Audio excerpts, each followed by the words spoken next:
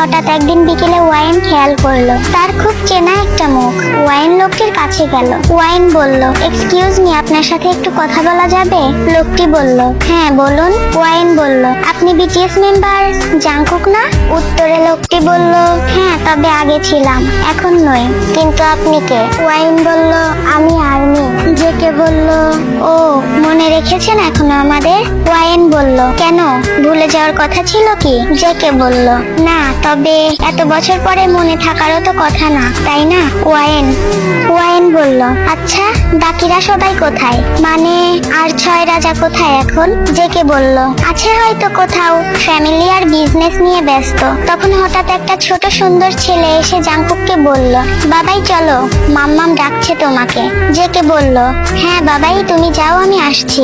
Wine বলল, কে এটা? আপনার ছেলে? জেকে বলল, হ্যাঁ, আমার ছেলে। ওয়াইন বলল, আপনি বিয়ে করেছেন? জেকে বলল, হ্যাঁ করেছি। আপনি করেননি? ওয়াইন বলল, না, বিয়েটা আর করা হয়ে ওঠেনি। আপনাকে দেখবো দেখবো করেই জীবনের সময়গুলো কেটে গেছে। জেকে বলল, আপনার এখন মুভ অন করা উচিত। ওয়াইন বলল, যে মনে আপনি আছেন সে মনে অন্য কাউকে জায়গা দিব কি করে? জেকে বলল, আচ্ছা তাহলে আমি আসি, ভালো থাকবেন। ওয়াইন বলল, জাংকুক?